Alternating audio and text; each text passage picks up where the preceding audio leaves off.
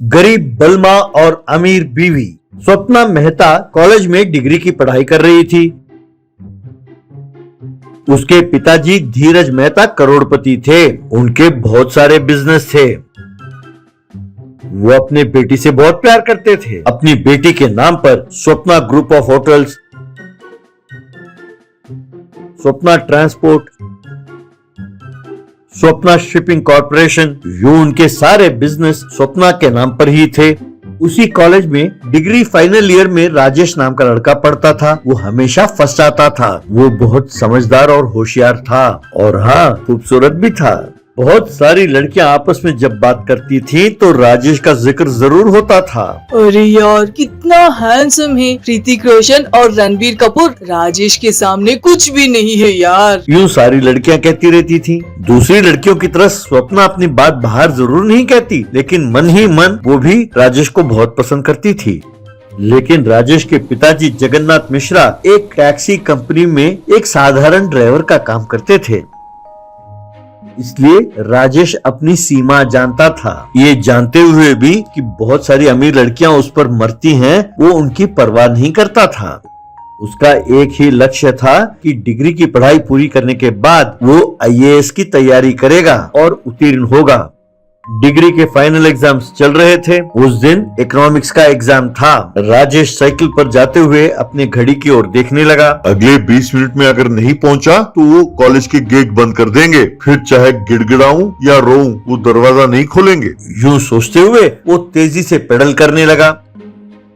तभी उसने देखा कि स्वप्ना अपने कार को रोककर इधर उधर जाने वाले बाइक को रोकने की कोशिश कर रही थी, पर कोई रुक नहीं रहा था। राजेश आया, अपने साइकिल को रोका और पूछा, क्या हो गया? तब स्वप्ना, मेरी कार का टायर पंचर हो गया है। ये देखो, ये नया ड्राइवर है। पिछले 15 मिनट से पंचर लगाने की कोशिश कर रहा है। अगले 20 मिनट में कॉलेज नहीं पहुंची तो बस। यूं कहा उसने चिंता के साथ। तब राजेश ने तुरंत, साइकिल पर बैठो, चलो जल्दी। स्वप्ना तुरंत साइकिल पर बैठ गई। राजेश साइकिल चलाने लगा। सब एग्जाम लिख रहे थे। राजेश लीन होकर लिख रहा था। तभी इन्विजिलेटर, ओनली 10 मिनट्स लेफ्ट, यूं कहा। तभी पिछले बेंच से स्वप्ना, राजेश, पेपर बड़ा टफ है। मैंने सिर्फ 2 प्रश्नों के उत्तर दिए हैं। अगर मैं एक और प्रश्न का जवाब दे दिया तो पास हो जाऊंगी। क्या तुम अपना आंसर शीट टेबल के नीचे से मुझे दे सकते हो? प्लीज प्लीज, यूं कहा। राजेश ने पीछे मुड़कर स्वप्ना की ओर देखा और फिर बैठकर अपना एग्जाम लिखने लगा। तो स्वप्ना, प्लीज राजेश, अगर मैं मांगू तो कोई भी मेरे लिए आसमान से तारे तोड़कर ला सकता है, और एक तुम हो। प्लीज राजेश, दे दो ना। तब राजेश, तो ठीक है, जाओ उस तारे से ही मांग लो। मुझे ऐसे गलत काम पसंद नहीं है। यूं कहा उसने गुस्से में। तब स्वप्ना, मैं तुम्हें स्वीट किस दूंगी। हाँ, एक काम करते हैं, अपने पिताजी से कह के तुम्हें 10 लाख रुपए दिलाऊंगी। सोच लो, एक आंसर शीट के 10 लाख रुपए। तब राजेश उठकर खड़ा हुआ और इन्विजिलेटर से, सर, मेरे पीछे जो लड़की बैठी है वो मुझे डिस्टर्ब कर रही है। तब इन्विजिलेटर आया और कहने लगा, क्यों मैडम, क्या कर रही हो? तब स्वप्ना, कुछ नहीं सर, मेरी घड़ी बंद हो गई है तो मैंने इससे टाइम पूछा था बस। और ये हरिश्चंद्र पता नहीं क्या क्या सोच रहा है। यूं कहा उसने बड़े मासूम बनकर। तब इन्विजिलेटर, ठीक है, बस 8 मिनट्स आर लेफ्ट, बैठो बैठो। यूं कहा। टाइम होते ही घंटी बजी। परीक्षा होने के बाद राजेश स्वप्ना से, सॉरी सपना, मैंने तुम्हारे साथ बहुत बुरा बर्ताव किया है। मैं भगवान से प्रार्थना करता हूँ कि तुम इस पेपर में पास हो जाओ। तब स्वप्ना, हाँ, पास मार्क्स क्या, तुझे फर्स्ट क्लास मिलेगा। तब राजेश हैरान होकर, पर कैसे मिलेंगे? तब स्वप्ना, वो सब मैं बाद में बताऊंगी, लेकिन अब तक मेरी गाड़ी नहीं आई। अपने साइकिल में तुम मुझे मेरे घर तक छोड़ देना प्लीज। यूं कहा शरारत भरी नजरों से। राजेश, ये क्या, अपने घर फोन कर सकती हो ना? तब स्वप्ना, हाँ, मैंने किया था और कहा कि गाड़ी ना भेजे। मैं तुम्हारे साथ तुम्हारे साइकिल पर ही जाना चाहती हूँ। तब राजेश ने साइकिल निकाला और चलो बैठो। यूं कहा। दोनों साइकिल पर स्वप्ना के घर गए।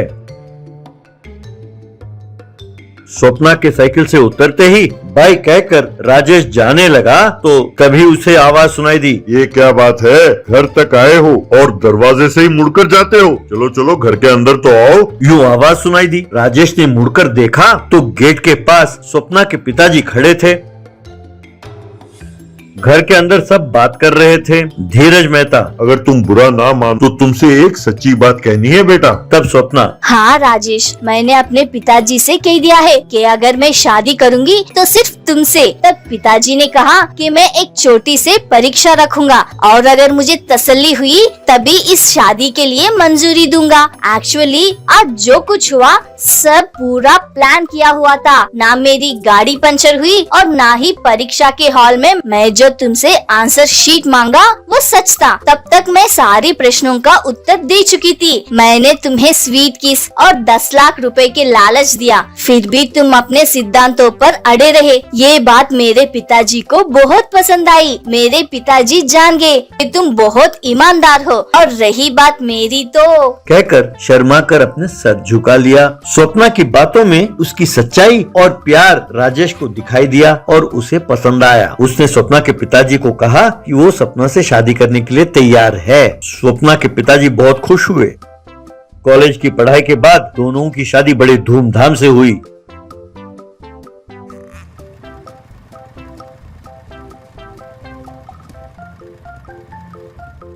ससुर के बिजनेस में राजेश भी हाथ बटाने लगा।